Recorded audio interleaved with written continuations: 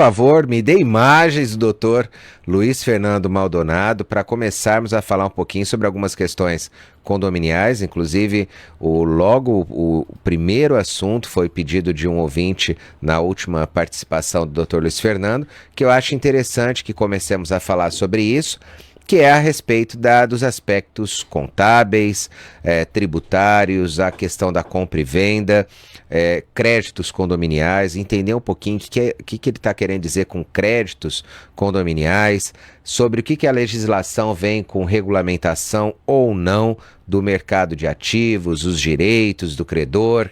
Tudo isso o doutor Luiz Fernando vai passar para a gente. Bem-vindo, doutor Luiz Fernando. Boa tarde, Rodrigo. Muito obrigado. É um prazer. Te deixei ansioso, né? Mas aí o padre veio passar informações a respeito do bazar, que acontecerá dia 30, dia 1º e dia 2. Aí tivemos que jogar um pouquinho para frente. Mas até às 3 horas estará comigo aqui e explicando ao nosso público. São detalhes técnicos demais que eu vi aqui na mensagem.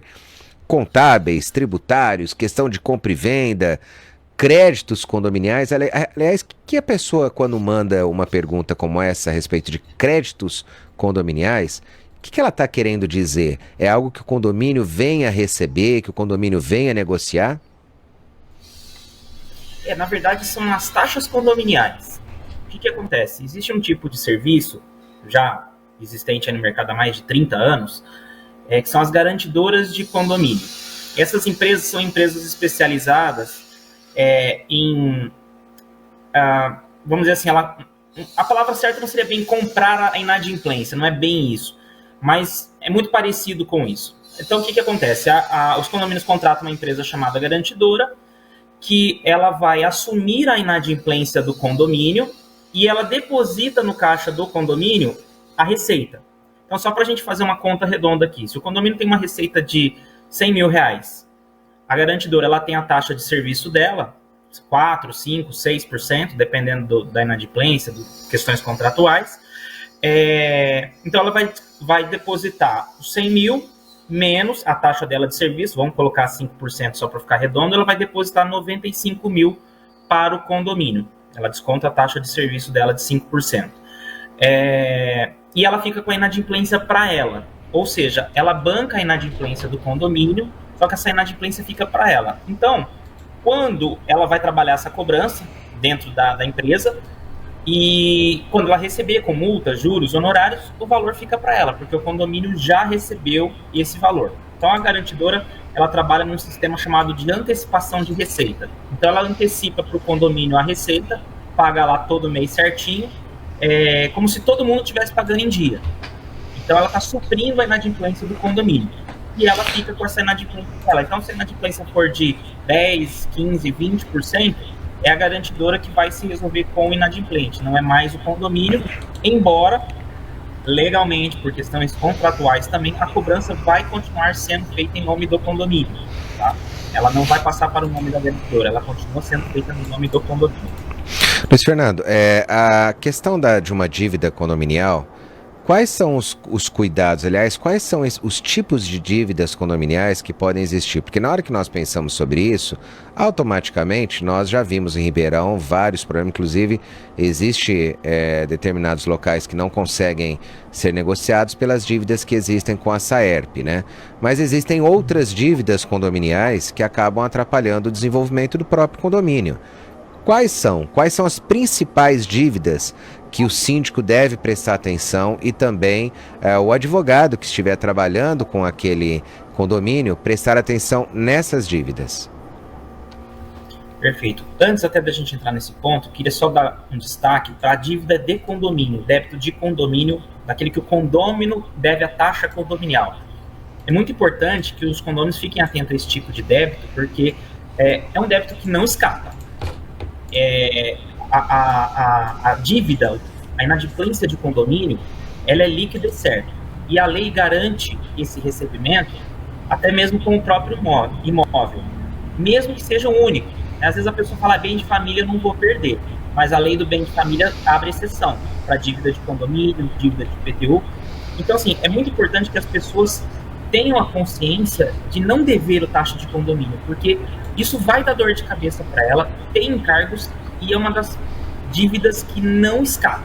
Essa não tem jeito da pessoa se furtar, conseguir se isentar ou conseguir contornar. Essa não consegue. A justiça bate muito forte nesse tipo de dívida. Então, uma dica que eu passo para os condôminos: não deixem a inadimplência crescer. Fiquem atentos com isso e considerem como a taxa de condomínio uma conta prioritária nas despesas de vocês, porque é o seu lar, é a sua casa, é o que tem que ter a sua prioridade, né? Falando sobre dívidas condominiais, né? Dívidas que o condomínio pode vir a ter, que ele precisa evitar, porque pode se tornar uma dor de cabeça.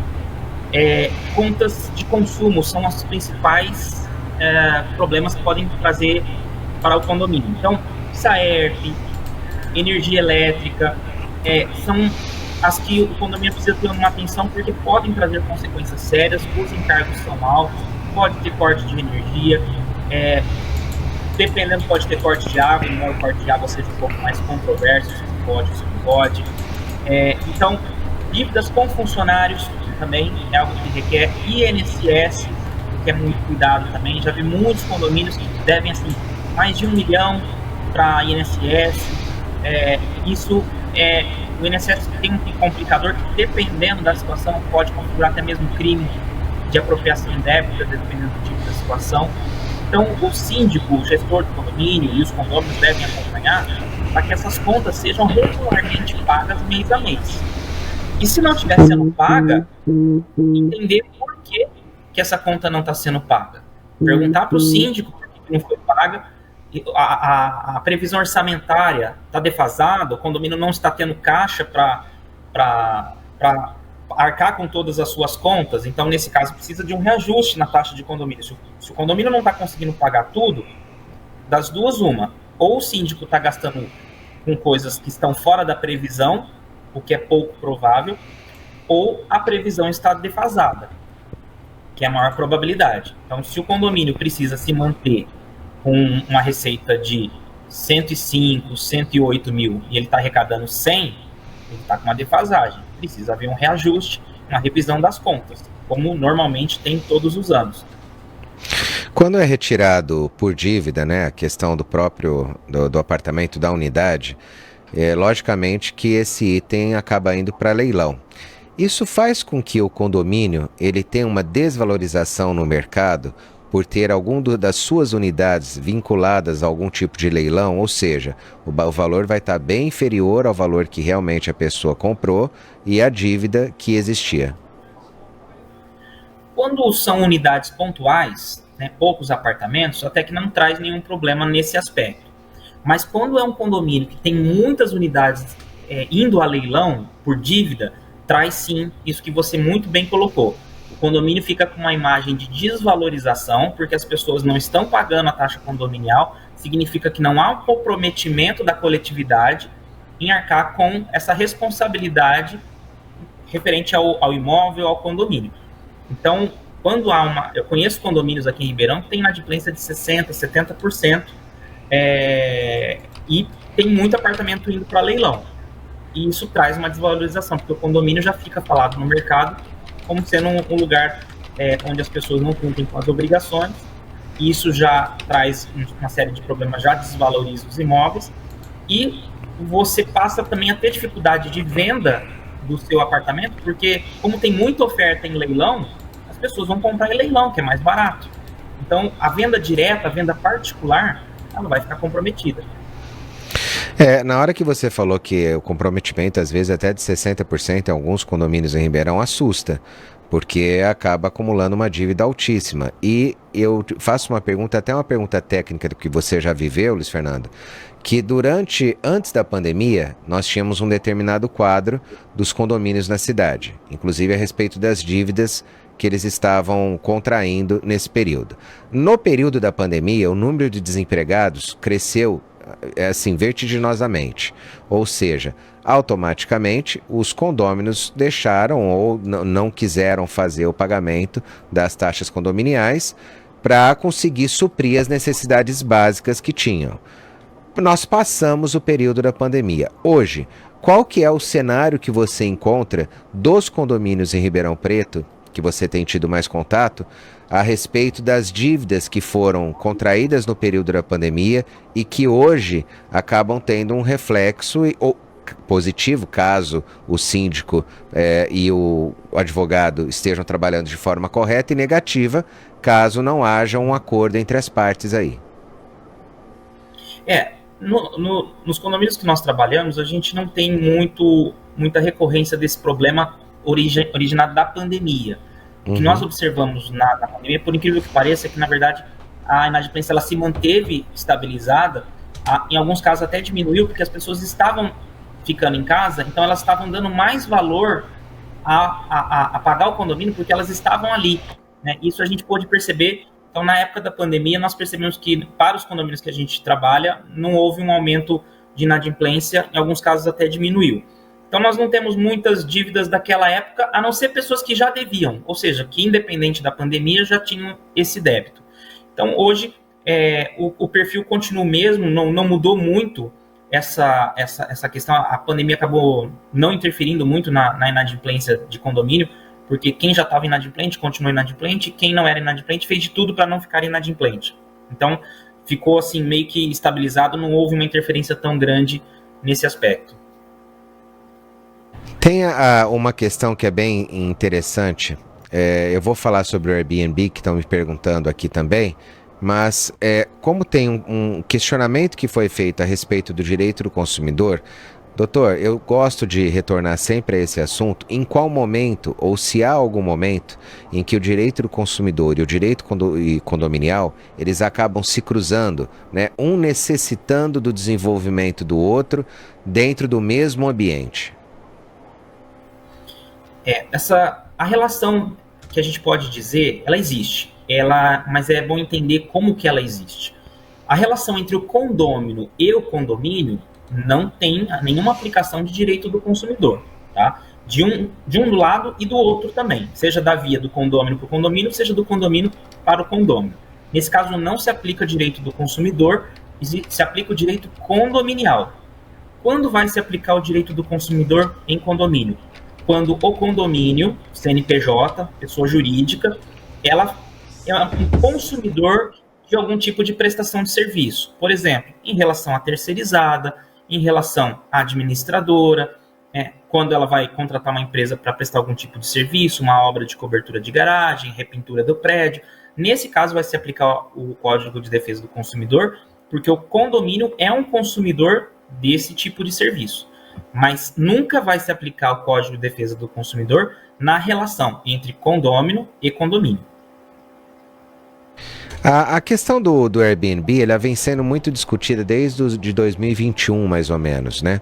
Sobre algumas decisões. E alguns condomínios podem proibir ou não a questão dos moradores locarem os seus imóveis. E aí eu vou acabar unindo essa questão do Airbnb, Luiz, com aquela questão das dívidas, das taxas condominiais.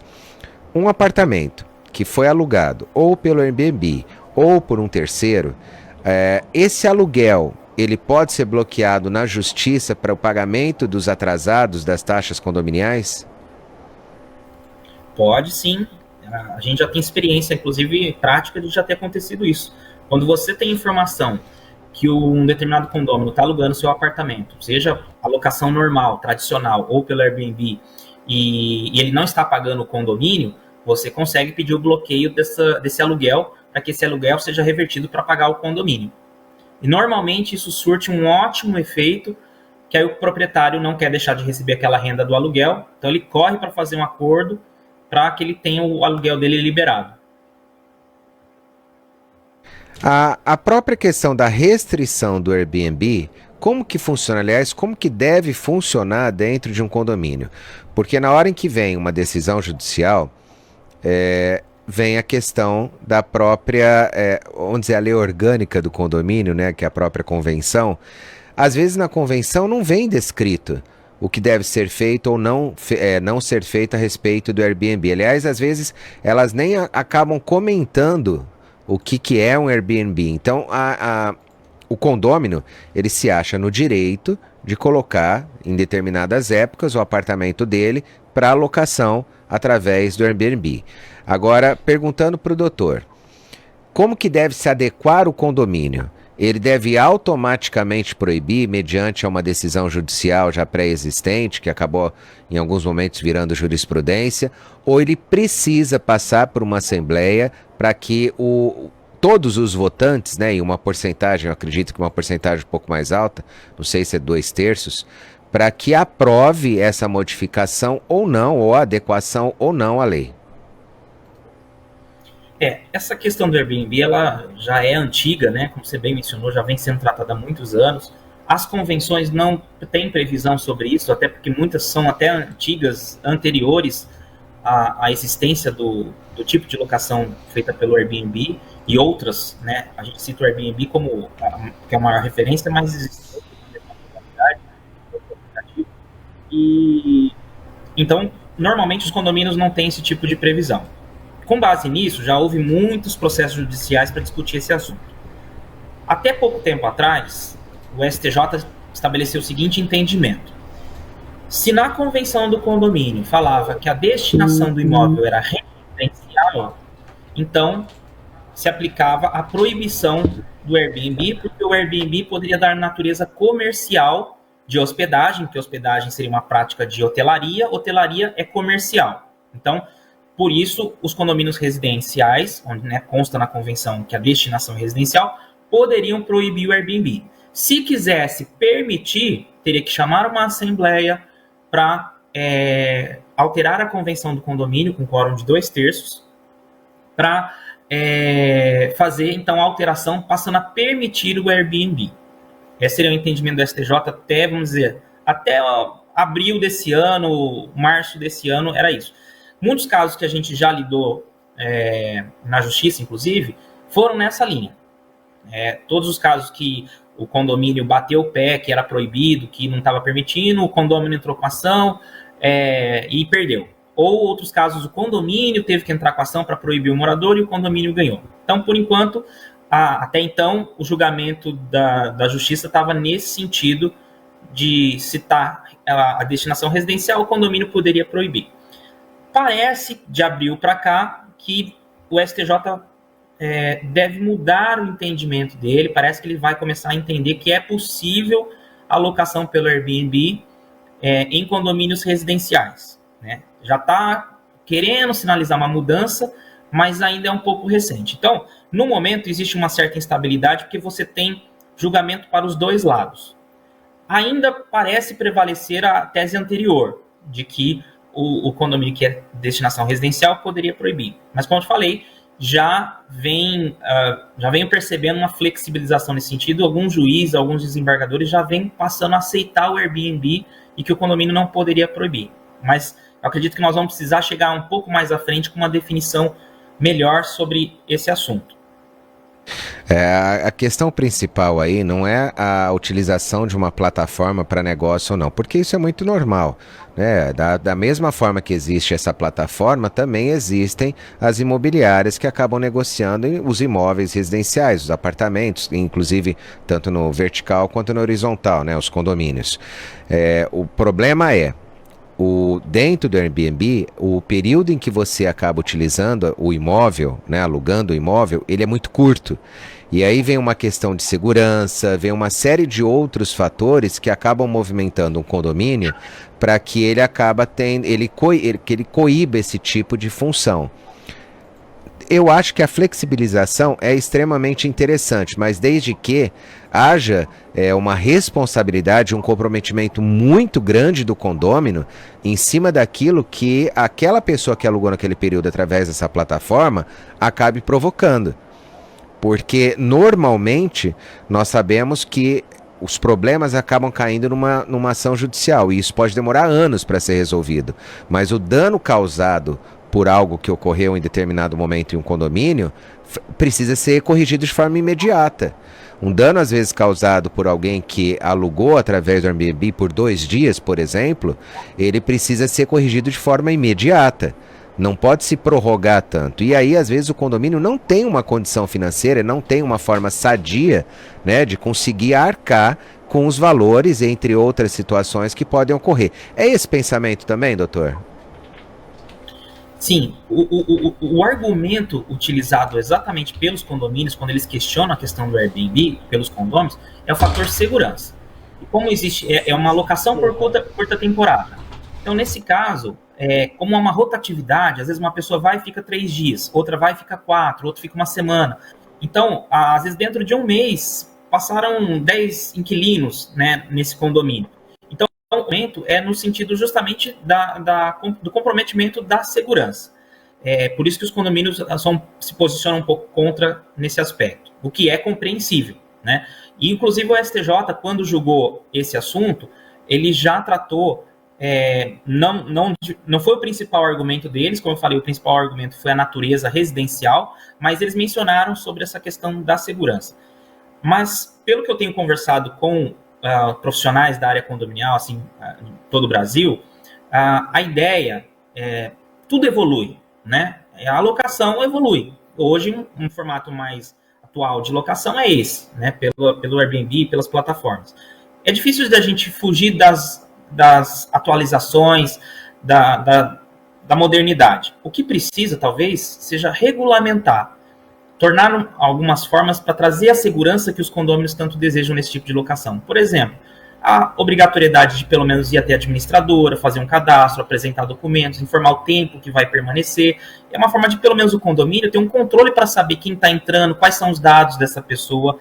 Embora, sim, o proprietário também, ele sempre vai ser o responsável. Tudo que acontecer que o inquilino dele praticar, ele, proprietário, vai ser o responsável por isso. Então, de toda forma, tem um responsável hoje.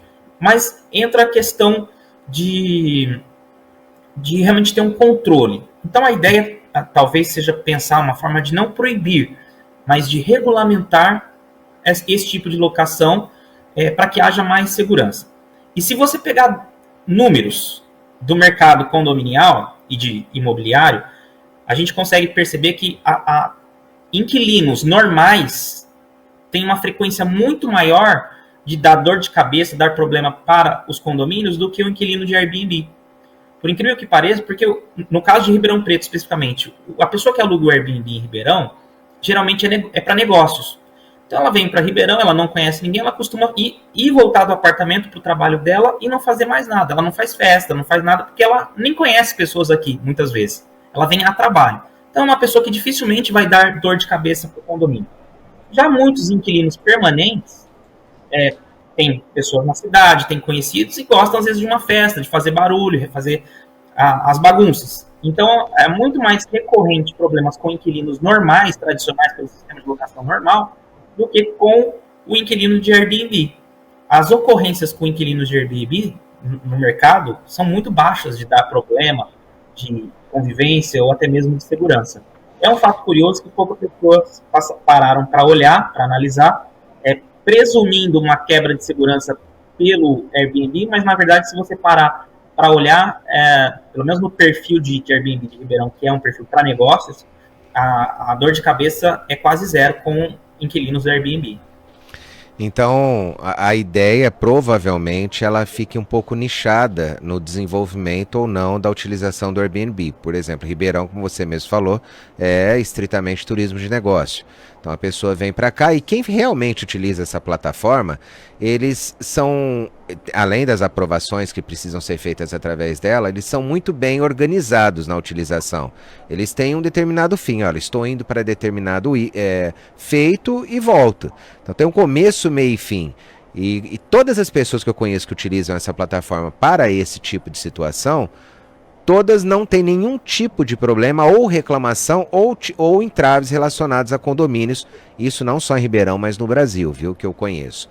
Agora, tem uma pergunta, doutor, que estão me fazendo a respeito de prescrição. Porque o povo gosta além de gostar de um feirão, de uma Black Friday, que é hoje, né, por exemplo, gosta da palavra prescrição. Olha, a dívida prescreveu, eu não posso mais ser cobrado. Então, ela existe, não existe, porque isso nós escutamos muito. Inclusive, se falar que a dívida ela fica, às vezes, ad eterno, enquanto o banco ou a empresa continuar movimentando o processo.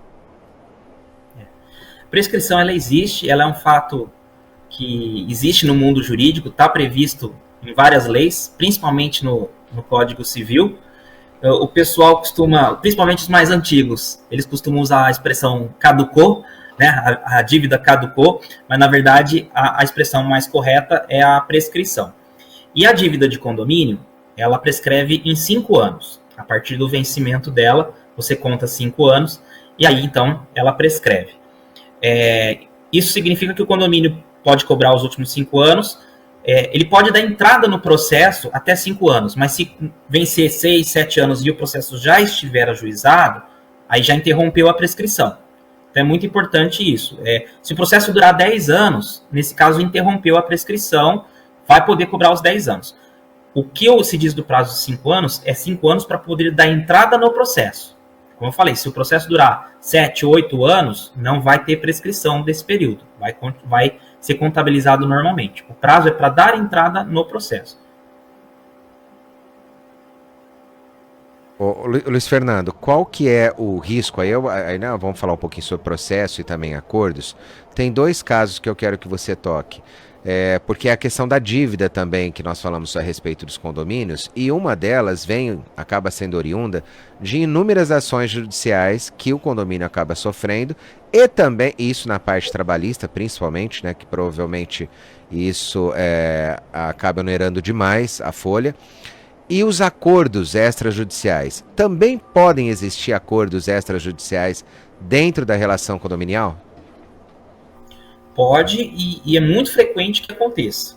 É muito comum que o condômino faça um acordo extrajudicialmente, que é aquela fase que ainda está no escritório de cobrança, no escritório de advocacia, que se faz aquela tentativa antes de entrar com o processo. E às vezes, muitas vezes dá certo, o condômino se dispõe a fazer um acordo extrajudicial para evitar o processo, então faz um parcelamento ali, geralmente pega um termo de confissão de dívida, onde ele reconhece a dívida, faz constar os termos do parcelamento em 2, 3, 4 vezes, a multa pelo descumprimento, né, às vezes deixar de cumprir o acordo no meio do caminho, pode gerar uma multa maior até do que a própria taxa condominial.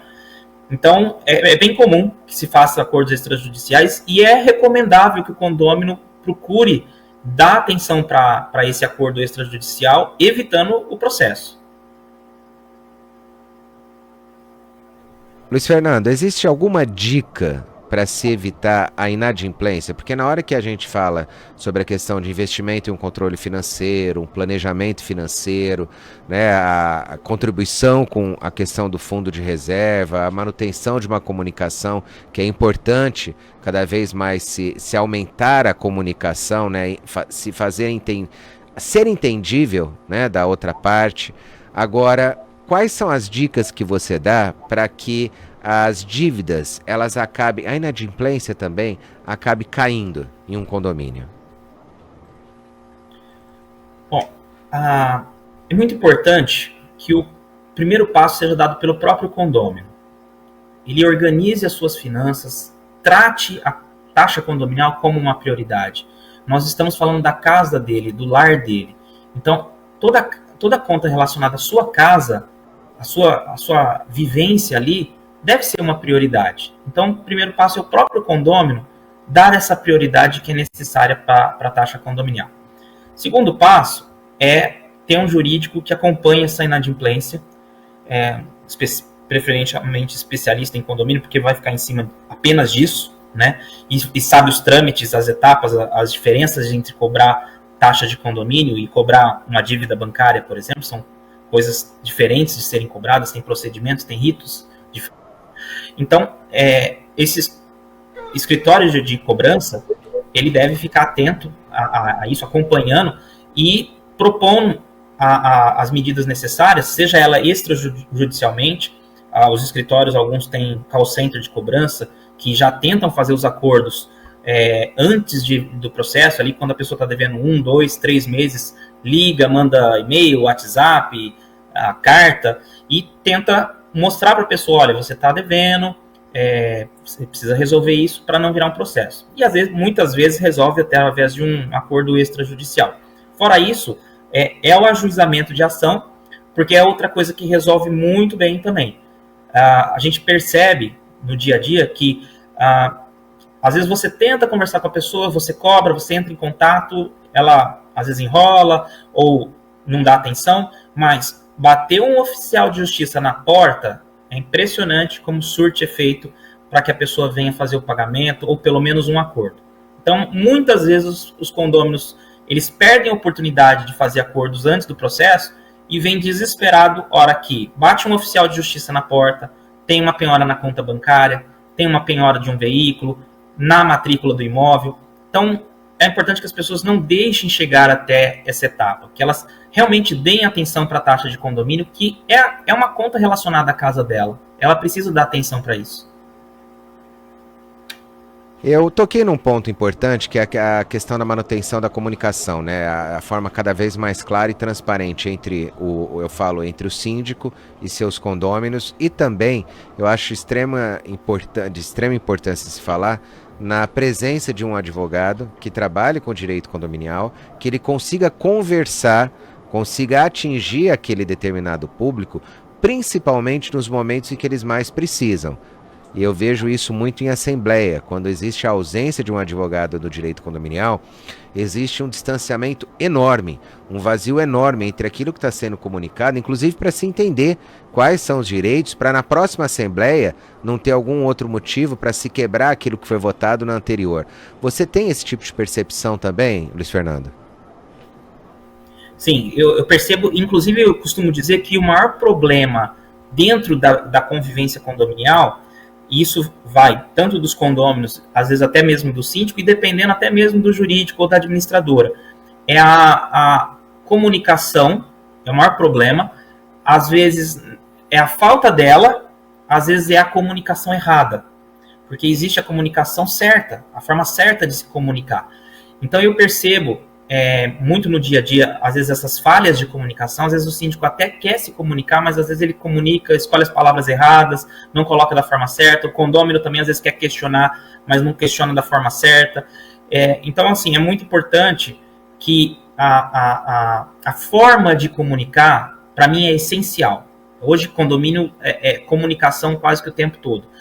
E é fazer a comunicação certa, usando as palavras certas, de forma que você consiga ser claro, transparente, objetivo, e tentar sanar o máximo de dúvida dos condôminos ali. Isso é muito importante.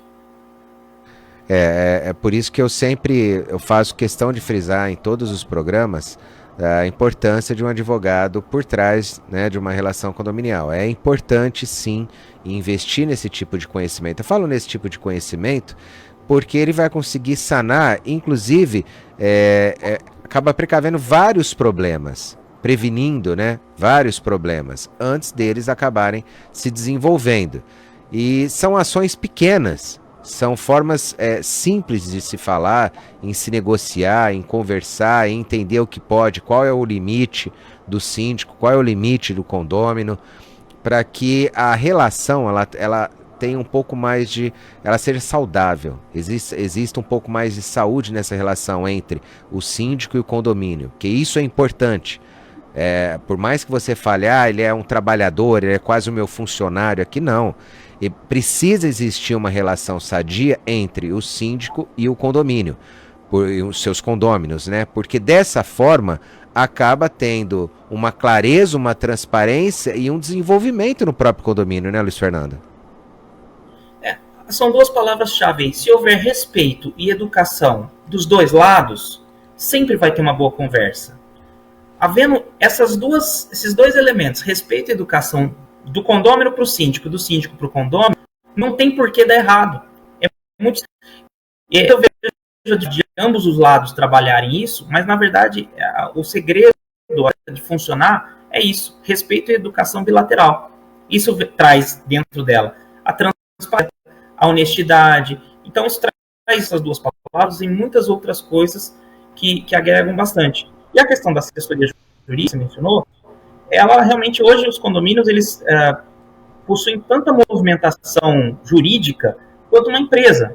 Às vezes tem condomínios, por exemplo, que tem uma arrecadação maior do que muitas empresas têm de faturamento. Às vezes eles têm mais serviços, mais rotinas do que uma empresa. Então, o advogado de condomínio hoje, especialista, ele é necessário e às vezes é no detalhe que às vezes se faz a diferença, né?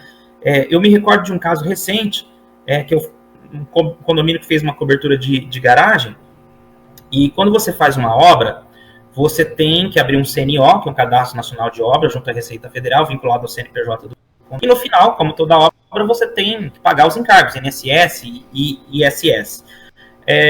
E no caso, eu me recordo que um contrato que eu revisei para um condomínio não tinha uma previsão por parte da empresa que ia executar a obra de que ela pagaria esses encargos. Também ficaria para o condomínio.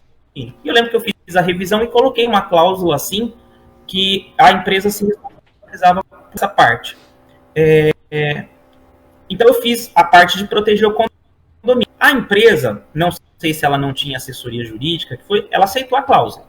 Ela aceitou, depois que terminou a obra, chegou a conta. E aí, mas chega no CNPJ do condomínio, que a obra é do condomínio. Chegou R$40 mil no CNPJ do condomínio. A síndica, eu lembro, me ligou desesperada.